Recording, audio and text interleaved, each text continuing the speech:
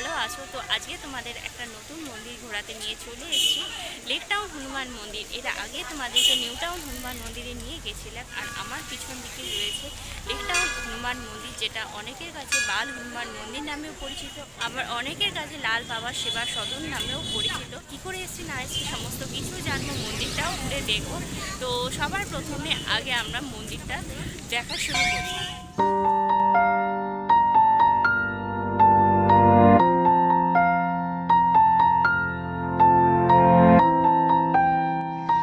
Lake town Hanuman মন্দির বা লাল বাবা সেবা সদন বলেও অনেকে এটাকে জেনে থাকে। এই যে সামনে দেখছো লেখা আছে লাল বাবা সেবা সদন।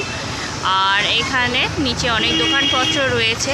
এখানে রিক্সা রয়েছে, এই রিক্সা করেও তোমরা লেক টাউন ক্লক টাওয়ারের সামনে দিয়ে আসতে পারো। আর এই দিকটা হচ্ছে বাস রুট, তোমরা শ্যামবাজার থেকে 30C 211A 223 এই বাসগুলো করেও আসতে পারো। লেক টাউন বাল হনুমান মন্দির উত্তর ভারতের নাগারা শিল্প রীতিতে তৈরি। এই যে নকশা, এগুলো সমস্ত কিন্তু সব নাগারা শিল্প রীতিতে তৈরি করা হয়েছে।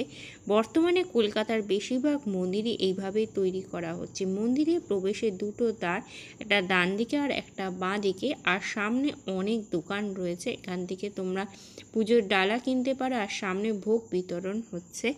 এই যে মন্দিরটা তোমরা দেখছো, এই মন্দিরে যে শিল্প রীতিটা ব্যবহার করা হয়েছে নাগারা, এটা কিন্তু উত্তর ভারত থেকে এসেছে। উত্তর ভারতে বেশিরভাগ মন্দিরে কিন্তু এরকম কালারের আর এরকম ডিজাইনের আর কি তৈরি। উত্তর ভারতে বেশিরভাগ মন্দির, যেমন রাম মন্দির, দিল্লির অক্ষরধাম মন্দির, সেই সমস্ত মন্দিরের রঙগুলো কিন্তু এই রকম মন্দিরের বাইরের এই শিল্প রীতিকে মেনে এখন অনেক মন্দিরের রং কিন্তু ঠিক এরকমভাবেই বানানো হচ্ছে। আর এই শিল্প রীতিটা দেখো, কাজগুলো খুবই সুন্দর সূক্ষ্ম কাজ। শ্রী বাল হনুমান মন্দির, লেক টাউন প্রবেশদ্বার। এই মন্দিরে যাওয়ার জন্য সিঁড়িতে আমাদের দোতলায় উঠতে হবে। আমি সিঁড়ি দিয়ে উঠে উপরে মন্দিরের সামনে চলে এসেছি। মূল মন্দিরের ভিতরে যাবার প্রবেশদ্বার।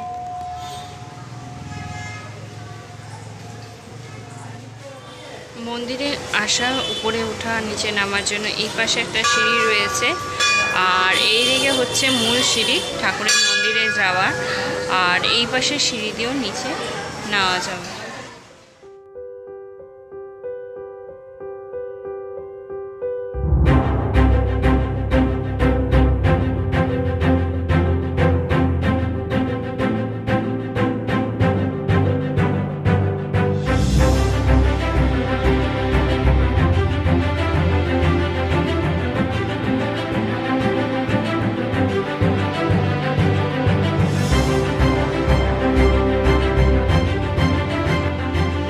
সেবা সেটা লেখা রয়েছে দেখো, বালভোগ সেটা হচ্ছে 1100, রাজভোগ 3100, প্রতিদিন শৃঙ্গার 2100, বিশেষ শৃঙ্গার হচ্ছে 15,000 টাকা করে পড়বে। মঙ্গলবার আর শনিবার খোলার সময় দেখো এখানে লেখা রয়েছে প্রতিদিন ভোরবেলা 5টা 15 থেকে দুপুরবেলা 1:30 পর্যন্ত, আর মঙ্গলবার আর শনিবার দুপুর 2টো পর্যন্ত, সন্ধ্যেবেলা 4:30 থেকে 10টা 15, মঙ্গলবার আর শনিবার রাত্রিবেলা 11টা পর্যন্ত খোলা থাকে। সন্ধ্যাবেলা 7টা 15 বিশেষ আরতি, স্বয়ং 10টা 15, এগুলো দেখো এসেটটা লেখা রয়েছে, তো তোমরা পড়ে নিতে পারো। মন্দিরের মাঝখানে দেখো খুব সুন্দর বড় একটা ঝুমার রয়েছে, লালটেন টাইপের। আর এই হলো সামনে মূল মন্দির, যেখানে অনেক ভক্তরা দেখছো দাঁড়িয়ে আছে, তো সেটাও আমরা দেখবো। কিন্তু তার আগে আরও মন্দিরটা কী রয়েছে সেটা আমরা দেখব। মন্দিরের ভিতরে একটা দেখছো ব্যালকনি রয়েছে উপরের দিকে। এই ব্যালকনিতে দাঁড়িয়ে যখন বেশি ভিড় হয়, ভক্তরা যখন অনেক বেশি পরিমাণে আসে, তখন তারা এখান থেকে পূজা অর্চনা এবং ভগবানের দর্শন। মন্দিরের উপরের দিকে দেয়ালে দেখো হনুমানজির যে বিভিন্ন কাহিনী, সেগুলো ছবির মাধ্যমে খুব সুন্দরভাবে ফুটিয়ে তোলা হয়েছে।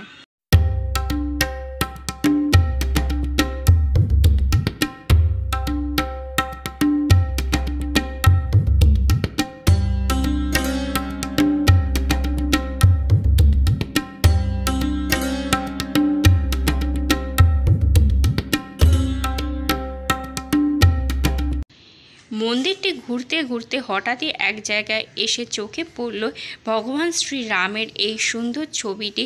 এটা কিন্তু পুরোটাই থার্মোকল দিয়ে তৈরি হয়েছে, দেখতে অপূর্ব সুন্দর লাগছে। আর তার চারপাশের যে বর্ডারটা তোমরা দেখছো, এই বর্ডারটা কিন্তু কাঠবাদাম বা আমন্ড বাদাম দিয়ে এবং তার সাথে সাথে কাজু আছে, কিন্তু এগুলো কোনোটাই অরিজিনাল নয়, এটা পুরোটাই আর্টিফিশিয়াল জিনিস দিয়ে তৈরি।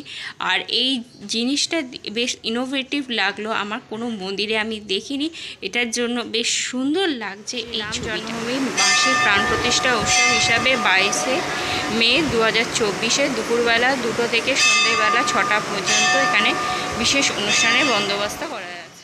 মূল মন্দিরে 3টি গর্ভগৃহ রয়েছে। বাঁদিকে গর্ভগৃহের উপর মা সরস্বতী, মাঝের গর্ভগৃহের উপর মা লক্ষ্মী এবং ডান দিকের গর্ভগৃহের ওপরে রয়েছে মা শেরাওয়ালির মূর্তি।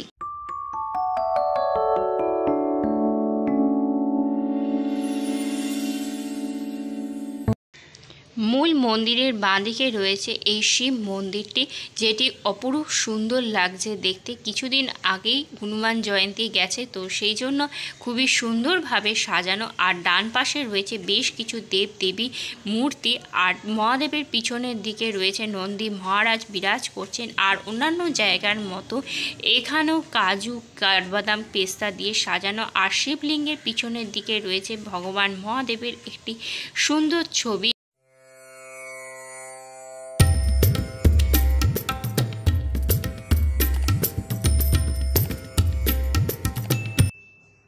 মূল গর্ভগৃহের ডান পাশের দিকে রয়েছে আরও একটি মন্দির। এইখানেতে রয়েছে হনুমানজির ছোটোবেলার বিভিন্ন ছবি। হনুমান মন্দিরটি তো বলেইছি, এটা বাল হনুমান মন্দির নামে অনেকের কাছেই পরিচিত, তাই এখানে হনুমানজির ছোটোবেলার বিভিন্ন ছবি এখানে দিয়ে সাজানো দেখছো। এখানেতে রাম, লক্ষ্মণ, সীতা 3 জনের একসাথে ছবিও রয়েছে। আর পঞ্চমুখী হনুমানজিরও ছবি এখানে রয়েছে। এবারে আমি চলে এসেছি মূল গর্ভগৃহের সামনে। গর্ভগৃহের উপরের দিকে রয়েছে গণেশজির একটি সুন্দর ছোট বিগ্রহ এবং তার নিচের দিকে রয়েছে বাল হনুমানজির একটি সুন্দর বিগ্রহ এবং তার ডান দিকে রয়েছে শ্রীরাম ও মাতা সীতার বিগ্রহ এবং বাম পাশে রয়েছে শ্রী রাধা কৃষ্ণের বিগ্রহ এবং তার সামনের দিকে রয়েছে গোপালের একটি ছোট্ট সুন্দর বিগ্রহ। আজকে শনিবার, আর শনি আর মঙ্গলবারে ঠাকুরকে বিশেষভাবে সুন্দরভাবে সাজানো হয় বিশেষ বস্ত্র এবং অলঙ্কারে, তাই আজকে ঠাকুরকে খুব সুন্দর লাগে। ইনি হলেন মন্দিরের প্রতিষ্ঠাতা বাবা অর্জুনলাল শর্মা, যিনি লাল বাবা নামেও পরিচিত। এই জন্য এই মন্দিরকে অনেকে লাল বাবার সেবা সদনও বলে থাকে। মন্দিরের একপাশের দেয়ালে দেখলাম শ্রীরাম, মাতা সীতা ও লক্ষ্মণের একটি সুন্দর থার্মোকল দিয়ে তৈরি ছবি এবং প্রভু শ্রীরামের চরণের কাছে বসে আছে তার ভক্ত হনুমানজি। আর এই ছবিটিও কাজু এবং আমন্ড বাদাম দিয়ে তৈরি হয়েছে। আর আজকে শনিবার সন্ধ্যারতির সময় প্রায় হয়ে গেছে, তাই জন্য বহু মানুষজন এসছেন ঠাকুরের দর্শন করতে এবং আরতি দেখতে। লেকটাউন বাল হনুমান মন্দিরটি কলকাতার মধ্যে সবচেয়ে বড় হনুমান মন্দিরে খ্যাতি অর্জন করেছে। বর্তমান এই মন্দিরটি কিন্তু আগে অন্য জায়গায় ছিল। পরবর্তীকালে 2016 সালে 10ই জুলাই এই জায়গাতে স্থাপন করা হয় এবং স্থাপন করেছিলেন বাবা অর্জুনলাল শর্মা এবং তার নামে মন্দিরটি লাল বাবা মন্দির নামেও অনেকের কাছে পরিচিত। মন্দির পরিসরটা পুরোটা তো ঘুরে দেখালাম। মন্দিরের ভিতরে রয়েছে সন্ধ্যাবেলা 7:30টার সময় সন্ধ্যা আরতি হবে, তো ওই জন্য এখন ভিড় রয়েছে। আর এই লেকটাউনের এই মন্দিরটাকে অনেকে বাল হনুমান মন্দিরও বলে। প্রচুর মানুষজন এসে, আর ভিতরটা খুবই সুন্দর। আর এই মন্দিরটা কলকাতার মধ্যে এখন সবচেয়ে বড় মন্দির যদি মানা হয় আর কি।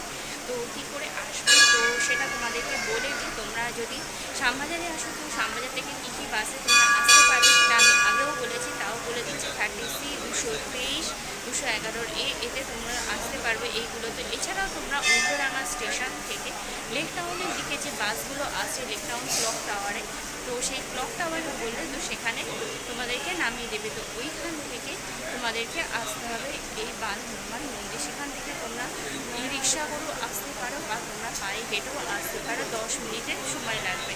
মন্দির খোলা আর বন্ধের সময় তো তোমাদেরকে বললামই। কোন সময় মন্দির খোলে আর প্রসাদের বন্দোবস্ত সেগুলো তোমাদেরকে আমি অলরেডি জানিয়েছি। আর মন্দিরটা হচ্ছে দোতলাতে, একতলাতে মন্দির